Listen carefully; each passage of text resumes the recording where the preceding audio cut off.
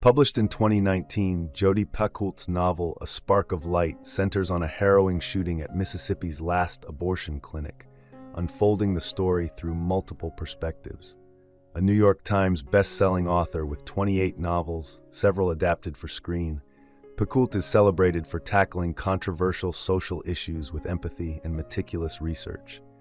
Her works, including House Rules, The Book of Two Ways, and Wish You Were Here, invite readers to see the world through unfamiliar eyes. With A Spark of Light, Picoult set out to explore the abortion debate in America through the deeply personal stories of those affected. The novel's themes include the personal and societal consequences of abortion, the role of empathy in divisive debates, and the complexity of father-daughter relationships. Set in a clinic known as the Center, the novel opens at 5 p.m., the final hour of a hostage crisis, then moves backward in time. George Goddard, the gunman, has opened fire inside the clinic, trapping several people, including 15-year-old Wren McElroy, beside the body of fellow hostage Olive LeMay. Her father, Hugh, the police negotiator on scene, is unaware at first that his daughter is among the hostages. Upon learning the truth, he conceals it to stay involved in the negotiations. As the situation escalates, Hugh attempts to trade places with Wren. George seems to agree, but then raises his gun at her. This moment of tension is where the narrative begins, before rewinding, each chapter revealing what brought each character to that moment and how they're all connected. Hugh, a single father, turns 40 that day. His estranged relationship with his mother, Bex, whom he believes is his sister, comes to light when it's revealed that she raised him after their mother's struggle with addiction.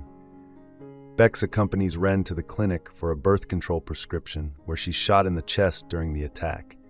She survives thanks to Izzy, a nurse who stops her bleeding. Bex is the first hostage released when Izzy convinces George to let her go.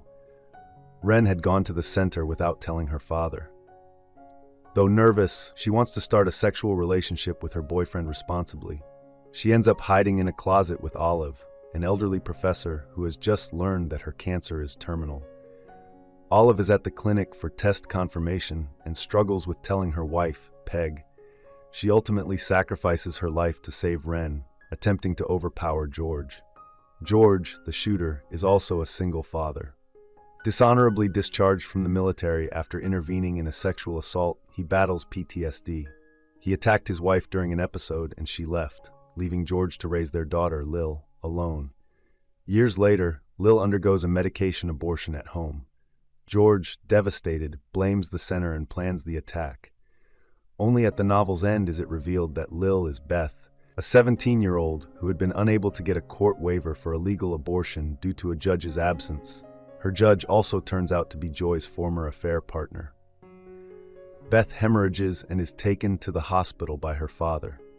There, a nurse named Jayla, filling in for Izzy, suspects the abortion and alerts her husband, a police officer. Beth is arrested and charged. Izzy, the nurse, had been at the clinic for her own abortion but missed her appointment due to traffic. She stays to help during the shooting and saves several lives. Her boyfriend from a wealthy family proposes, but Izzy hasn't told him she's pregnant. After the attack, she realizes she wants to build a life with him. Dr. Louis Ward, the clinic's OB/GYN, is deeply committed to both science and faith. He is shot in the leg but survives, with Izzy's help. Several of his co-workers, Vanita, Graciela, and Harriet, are killed. Rachel, the receptionist, escapes but struggles with guilt. Joy Perry, a young waitress and college student, has an abortion at the center before the attack.